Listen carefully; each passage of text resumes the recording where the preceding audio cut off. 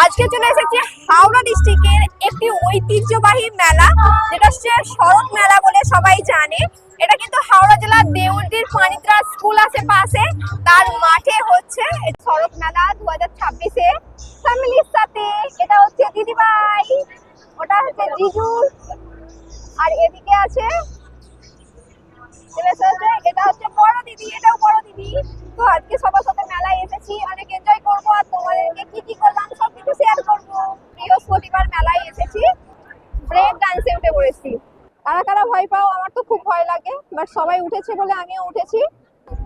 বিশাল ভয় লাগছে আর অনেক ভালো লাগছে। তো এখন ব্রেক ডান্স থেকে নেমে পড়েছি আর আমার মাথাটা পপ করে ঘুরছে। তো তারপর নেমে এসেছি এবং দেখছি এখানে কি কি জিনিস পাওয়া যায়। তো চলো তোমাদেরকেও দেখাই।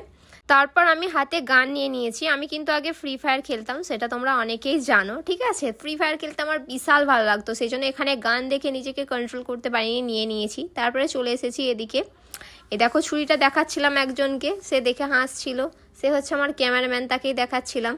তো তারপর এখানে কিছু সাংসারিক জিনিসপত্র দেখতে এসেছিলাম, বাট ক্যামেরাম্যান আমাকে সেগুলো কিনতে দেয়নি, কিছুই কিনে দেয়নি, ঠিক আছে। শুধুমাত্র মেলায় ঘুরতে নিয়ে গিয়েছিল, ঘুরে চলে এসেছি। এই যে এই কিউট কিউট টেডিগুলো দেখতে পাচ্ছ, এই টেডিগুলোও আমাদেরকে কিনে দেয়নি, বললো এগুলোর দাম হচ্ছে 250 করে, সেই জন্য কিনে দেয়নি। তো তারপর চলে এসেছিলাম এখানে ফুচকা খেতে, যেটা মেলায় ইম্পর্টেন্ট, যেটা খেতেই হবে, মেলায় গেলে খেতেই হবে। তো আজকে ফুচকা খাচ্ছি এখন। তো ফুচকাগুলো ভালোই ছিল মোটামুটি।